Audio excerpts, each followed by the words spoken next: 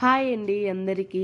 ఈరోజు ఈ వీడియోలో నా స్టైల్లో నేను చేసిన సింపుల్గా ఎగ్ రైస్ అనేది ఎలా చేశాను అనేది ఈ వీడియోలో అయితే చూపిస్తాను. చాలా సింపుల్గా ఉంటుంది. ఎవరైనా నచ్చిన వాళ్ళు ఉంటే ట్రై చేయండి. ఈ విధంగా చాలా అంటే చాలా బాగుంటుంది. ఎక్కువగా మేమైతే వాతావరణం చల్లగా ఉన్నప్పుడు ఇలా ఎగ్ రైస్ అయితే చేసుకుంటాము. అలాగే లంచ్ బాక్స్ కూడా చేస్తాను. చాలా ఈజీగా ఉంటుంది కాబట్టి ఇప్పుడు చూపిస్తాను నేను ఎలా చేసేది అనేది. ఇంకా ఇట్లా ఒకటి క్యాప్సికమ్ 2 క్యారెట్ ఉంటే చాలు మనకు ఎగ్ రైస్ అయితే చేసుకోవచ్చు సింపుల్గా. ఇప్పుడైతే చూపిస్తాను ఎలా చేశాను అనేది ఈ వీడియోలో. నచ్చిన వాళ్ళు ఉంటే ట్రై చేయండి, ఓకేనా. ఇప్పుడు ముందుగా అయితే స్టవ్ వెలిగించుకొని కడాయి పెట్టుకొని ఇలాగా 3 స్పూన్లు అయితే ఆయిల్ వేసుకోవాలి. ఆయిల్ అనేది కాస్త బాగా వేడెక్కాలి. ఇప్పుడు మనం ఎగ్స్ అనేది ముందుగానే ఒక బౌల్లోకి ఇలా పగలగొట్టుకొని ఇలాగా బాగా కలుపుకొని వేసుకోవాలి. ఆయిల్ కొంచెం బాగా వేడెక్కిన తర్వాత వేసుకోవాలి. ఇప్పుడు కాస్త ఎగ్ అనేది బాగా కలుపుకోవాలి. కొంచెం పొడి పొడిగా రావాలి. ఇట్లా మీడియంలో పెట్టేసుకొని ఎగ్ అనేది బాగా ఫ్రై చేసుకోవాలి. ఇందులోకి కొంచెం మిరియాల పొడి వేసుకొని చాలా బాగుంటుంది. ఇప్పుడు ఎగ్ అనేది వేగేటప్పుడు లైట్గా అంటే ఒక్క స్పూన్ కానీ మిరియాల పొడి వేసుకొని కాస్త బాగా మళ్ళీ ఎగ్ అనేది బాగా వేగనివ్వాలి. ఇట్లా పొడి పొడిగా రావాలి మనకు. కొంచెం సాల్ట్ కూడా వేసుకోవాలి. సాల్ట్ వేసుకొని మళ్ళీ ఒకసారి బాగా కలుపుకోవాలి. ఇలాగ బాగా ఎగ్ వేగిన తర్వాత మనము ఒక ప్లేట్లోకి అయితే తీసుకోవాలి.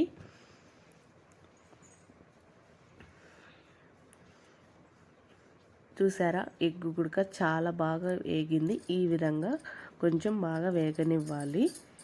ఈ మాత్రం ఉంటే మనకు చాలు. ఇప్పుడు అయితే బాగా వేగింది. ఇప్పుడు ప్లేట్లోకి అయితే తీసుకోవాలి. ఇలాగా సింపుల్గా చేసుకోవచ్చు. మనము ఎప్పుడు కావాలి తినాలి అనిపించినప్పుడు బయటకన్నా ఇంట్లోనే చాలా బాగా ఈజీగా చేసుకోవచ్చు. ఇప్పుడు చూసారా, ఇట్లా ఈ విధంగా వేయించుకోవాలి ఎగ్గు. ఇప్పుడు అదే కడాయిలో మళ్ళీ ఇలాగా 3 స్పూన్లు అయితే ఆయిల్ వేసుకోవాలి. 3 స్పూన్లు ఆయిల్ వేసుకొని ఆయిల్ అనేది కాస్త బాగా వేడెక్కాలి. వేడెక్కిన తర్వాత వెల్లుల్లిపాయలు పొట్టు తీసేసుకొని కొంచెం సన్నగా కట్ చేసుకొని వేసుకోవాలి. ఇలాగా వెల్లుల్లిపాయలు కాస్త ఒక 4 కానీ 5 కానీ ఇలాగ తీసుకొని సన్నగా కట్ చేసుకొని వేసుకోవాలి. పచ్చిమిర్చి కూడా ఒక 4 ఇలాగ సన్నగా కట్ చేసుకొని వేసుకోవాలి. ఈ వెల్లుల్లిపాయలు పచ్చిమిర్చి కాస్త వేగనివ్వాలి.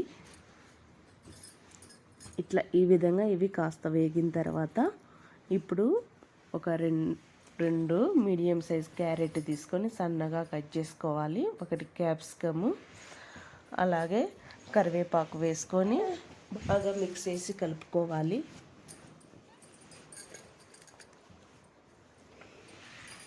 ఇప్పుడు ఇందులోకి కొంచెం మనము సాల్ట్ అయితే వేసుకోవాలి. సాల్ట్ వేసుకొని మళ్ళీ ఒకసారి బాగా మిక్స్ చేసి కలుపుకోవాలి. ఇందులో ఇంకా మీరు క్యాబేజీ ఉన్నా కూడా సన్నగా కట్ చేసుకొని వేసుకోండి. క్యాబేజీ కూడా వేసుకోవచ్చు. నా దగ్గర లేదు కాబట్టి నేను వేయలేదు. ఓన్లీ ఇట్లా క్యారెట్ క్యాప్సికమే వేసుకున్నాను. మీరు క్యాబేజీ కూడా వేసుకోండి. ఇలాగా మనము ఈ క్యారెట్ క్యాప్సికమ్ కాస్త వేగనివ్వాలి ఆయిల్లో అనేది. కొంచెం బాగా వేగిన తర్వాత ఇప్పుడు మనము ముందుగా రైస్ అయితే చల్లారబెట్టుకోవాలి. పొడి పొడిగా చేసుకొని చల్లారబెట్టుకుంటే ఇప్పుడు రైస్ ఏదే కడాయిలో వేసుకొని మనం ఎగ్గు పక్కన వేయించి పెట్టుకున్నాం కదా, ఆ ఎగ్గు గుడక వేసుకొని 1 స్పూన్ కారం పొడి, ఇంకా ఇందులోకి ధనియాల పొడి 2 స్పూన్లు వేసుకోవాలి.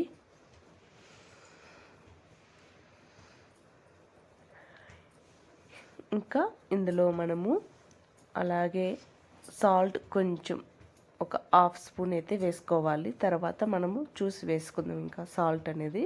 ఇప్పుడు కొద్దిగా వేసుకొని అలాగే మిరియాల పొడి ఒక 1/2 స్పూన్ వేసుకొని చికెన్ మసాలా 1 స్పూన్ వేసుకోవాలి. ఇప్పుడు ఇందులో సోయా సాస్ అనేది వేసుకోవాలి. 1 స్పూనే వేసుకోవాలి, మరి ఎక్కువ వేసుకుంటే బాగుండదు. ఇలాగా 1 స్పూన్ వేసుకొని ఇప్పుడు బాగా మిక్స్ చేసి కలుపుకోవాలి.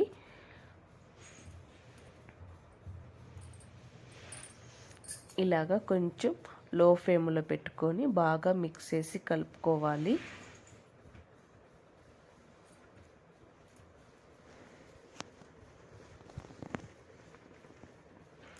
ఇలాగా అంతా రైస్ బాగా కలిసేలాగా కలుపుకోవాలి.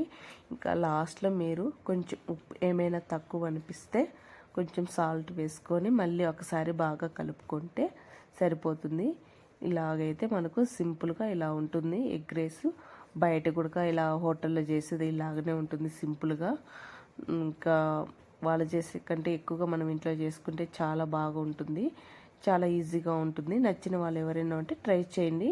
ఎవరైనా చేయొచ్చు ఇలాగా సింపుల్గా, వంట రాని వాళ్ళు కూడా చేయొచ్చు.